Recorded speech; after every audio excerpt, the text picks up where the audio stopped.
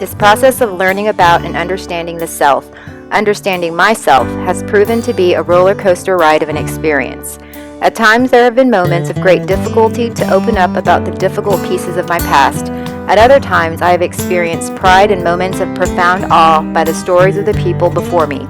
And still other times I am left speechless and perplexed by the historical, cultural, and biological forces interwoven together to create the person standing before you today.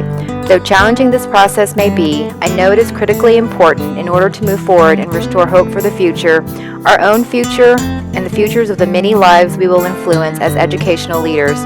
We must share our stories and be willing to have our beliefs and ideas challenged by what others think. We must examine our own narratives and give up our certainties and be willing to be disturbed. The beauty of a story and all the parts that embody it can transform the world if we are willing to listen and reflect. As I travel down my historical timeline to my maternal side, I reflect on the indelible prints my grandparents have left in all areas of my life. My grandmother, fresh-faced and innocent at 17 here, probably had no idea of the future that was ahead for her. She recalled with pride stories of raising 8 children and being the head of a household when her husband was away for uncertain stretches of time. At times she wondered if her children would go hungry. Grandma also feared for the safety of her sons, out earning money for the family while the American bombs loomed overhead.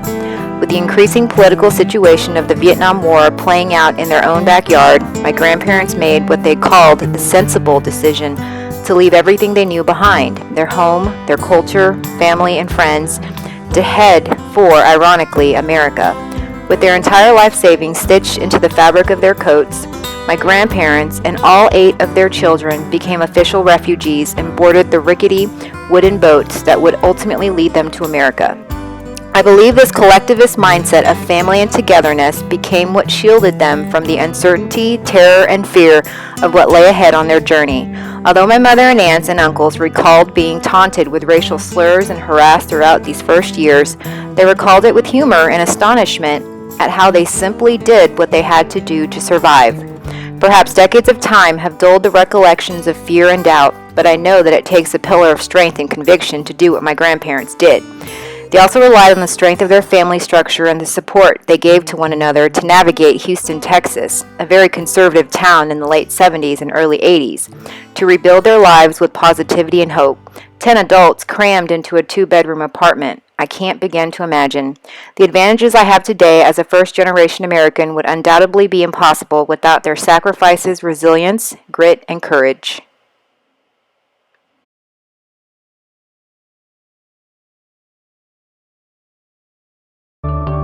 During this same period, my father, a tough, independent, and stubborn man, decided to leave his Taiwanese homeland with a single suitcase and head to America. As I reflect on his stories of being on his own, picking up odd jobs, meeting other Asians along the way, I can't help but think of the individualistic mentality he carried proudly as he forged ahead. Dad taught himself how to speak English, watching soap operas and fearlessly striking up conversations with people in restaurants and shops.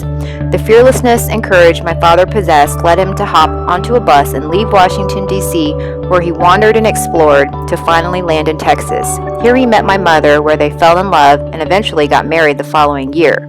How did my father's hugely individualistic value system forge itself so seamlessly with my mother's collectivist one? As I look back on our wild and traveling childhood, picking up from one Texas city to land in another, being yet another only Asian kid, along with my younger sister, in largely all Caucasian middle-class conservative schools, I knew my parents were searching to put down roots and find a place we could belong and call home.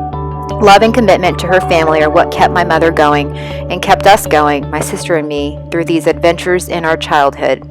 I reflect back on these specific moments in time, and I have learned that I possess in this unique set of values and character traits, and I search out in individuals who also embody these core set of beliefs.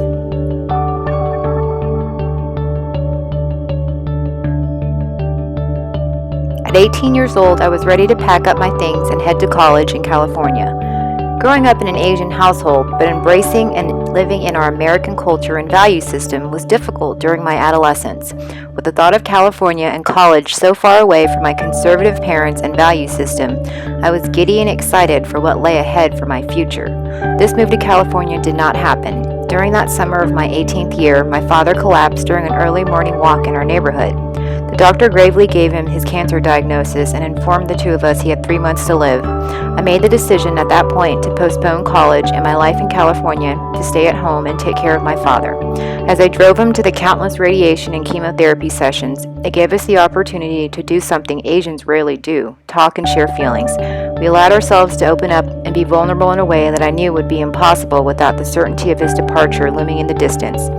3 months later, my father passed away, but he gave me the greatest gift I could have ever imagined. He allowed me to spread my wings.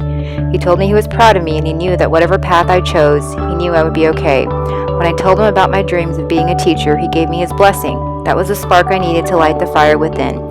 After his death, I enrolled at the University of Texas in the College of Education and knew I had found my calling. Even though the college was a short drive away from my childhood, it was a newfound world of diversity, creativity, and the amazing exchange of ideas.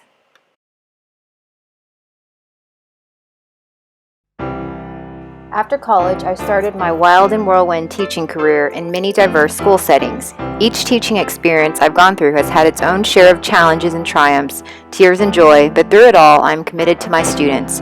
For without that commitment, my students might never reciprocate. My teaching philosophy is simple. It is of knowing and understanding where my students come from, sharing their hopes and fears so that I can help them become the individuals they were meant to be. Developing meaningful relationships with families and the communities my students live in help me know them better in the classroom.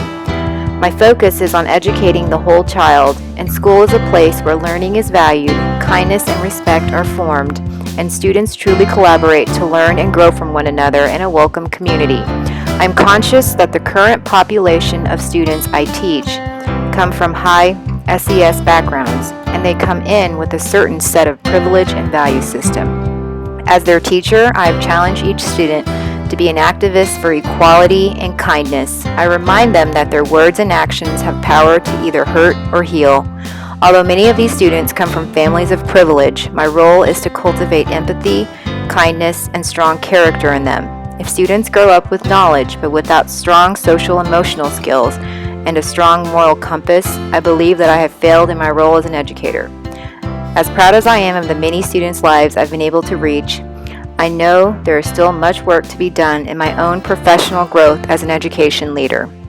One way I am consciously working on improving is by challenging my own, many times hidden, personal bias of people and environment, and teaching my students, their families, and my colleagues to do the same.